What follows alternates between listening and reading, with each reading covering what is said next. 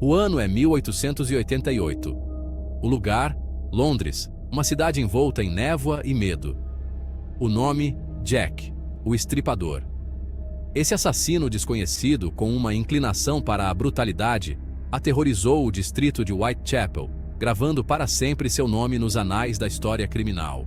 Seus atos horríveis chocaram a sociedade vitoriana e, até hoje, sua identidade permanece um mistério, um enigma que continua a fascinar e intrigar. Mesmo depois de mais de um século, o reino de terror de Jack, o Estripador, continua a fascinar e horrorizar. Como um único indivíduo pôde infligir tanta violência e desaparecer sem deixar vestígios? Este ensaio mergulha no cerne do caso do Estripador, explorando o contexto histórico, examinando as vítimas e seus destinos trágicos e dissecando as evidências e teorias que cercam o caso. O caso do Estripador, envolto em mistério e especulação, oferece um vislumbre da parte obscura da Londres vitoriana. É um lembrete severo da capacidade humana para a violência e do poder duradouro do desconhecido. Junte-se a nós enquanto nos aventuramos pelas ruas nebulosas de Whitechapel, buscando respostas que podem permanecer indefinidamente indefinidas. Para entender o caso do Estripador, precisamos primeiro entender o mundo em que ele viveu. Londres, em 1888, era uma cidade vibrante e complexa, cheia de vida e de contrastes. Em 1888, Londres era uma cidade de contrastes gritantes. De um lado, havia a opulência e o esplendor da era vitoriana, com suas mansões luxuosas e ruas movimentadas. Era um centro global de poder e riqueza, mas abrigava pobreza imensa e desigualdade social. A riqueza dos poucos contrastava fortemente com a miséria dos muitos. Em nenhum lugar essa disparidade era mais evidente do que em Whitechapel, um distrito conhecido por suas favelas, repleto de crime, doenças e desespero. Whitechapel era um microcosmo das dificuldades enfrentadas pelos pobres. Imagine caminhar pelas ruas de paralelepípedos, com o odor da pobreza impregnado no ar. As ruas eram estreitas e sujas, muitas vezes cheias de lixo e dejetos. Cortiços superlotados abrigavam os mais pobres da cidade, muitos lutando para sobreviver com salários miseráveis ou recorrendo à mendicância e à prostituição. As condições de vida eram desumanas, com famílias inteiras vivendo em um único cômodo. O alcoolismo era desenfreado, oferecendo uma fuga temporária da dura realidade da vida cotidiana. Pubs e tavernas estavam sempre cheios, proporcionando um breve alívio do sofrimento diário. As ruas, mal iluminadas e sem saneamento básico adequado, proporcionavam um terreno fértil para doenças e crimes. A escuridão das noites londrinas escondia perigos à espreita em cada esquina.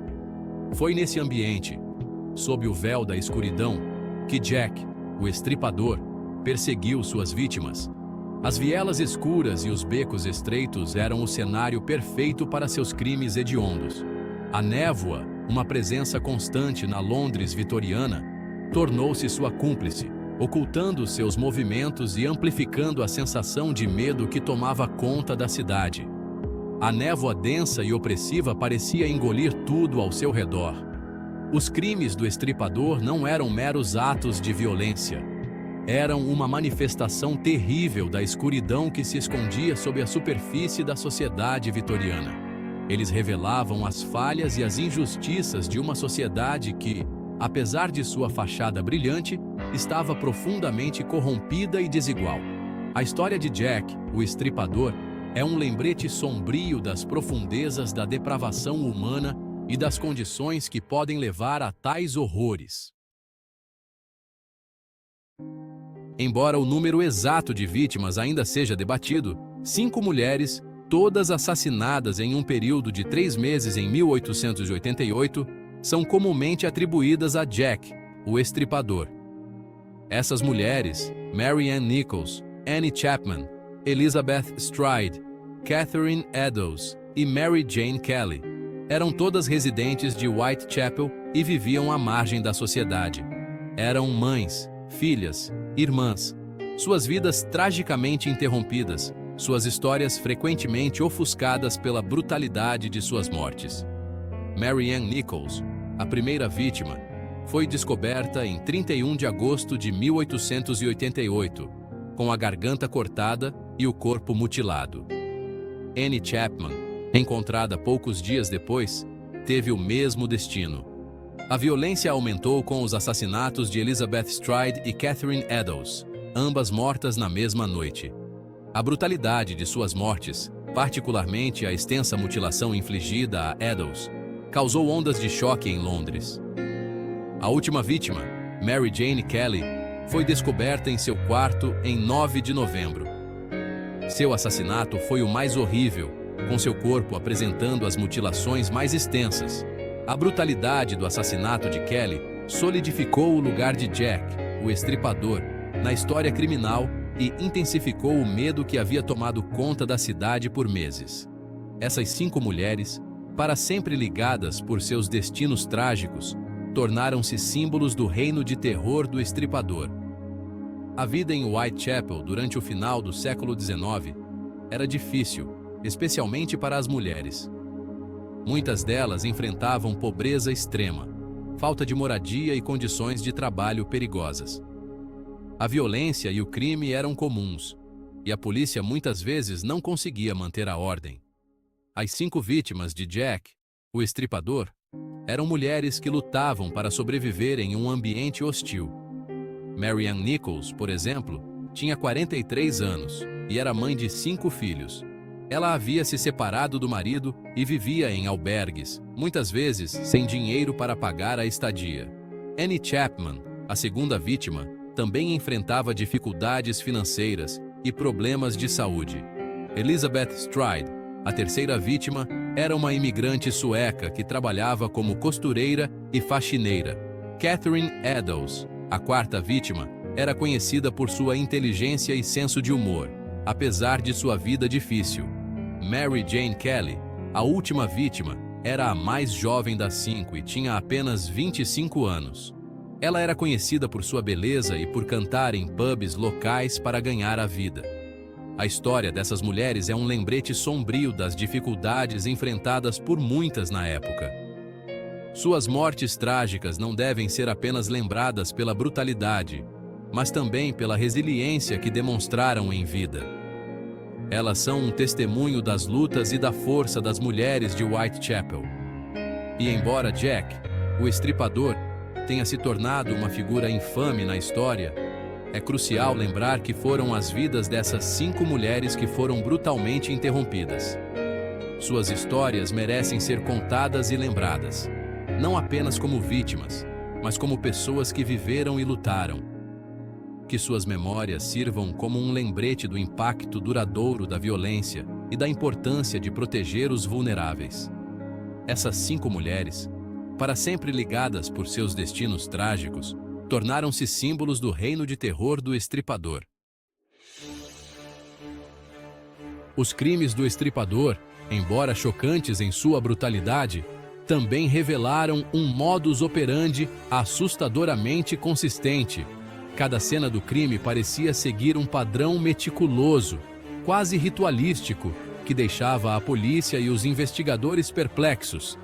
Ele normalmente tinha como alvo mulheres que trabalhavam como prostitutas na calada da noite, geralmente em ou perto de fins de semana.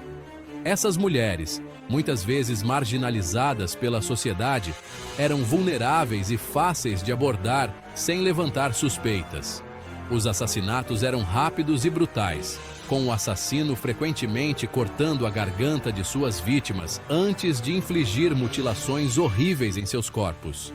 A precisão e a velocidade dos ataques sugeriam que ele tinha um conhecimento profundo de como incapacitar rapidamente suas vítimas. Acredita-se que a arma preferida do estripador era uma faca afiada, possivelmente um bisturi ou um instrumento cirúrgico, dada a precisão das incisões.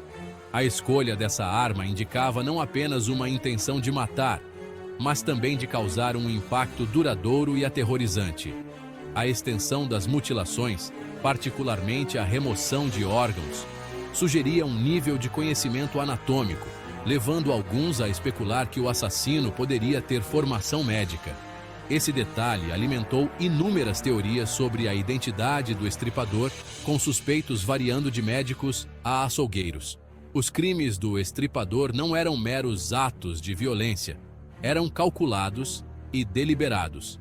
Cada movimento parecia planejado, cada corte tinha um propósito, e cada cena do crime era um quebra-cabeça macabro que desafiava a compreensão. Ele frequentemente organizava os corpos de suas vítimas em posições específicas, quase como se estivesse exibindo seu trabalho.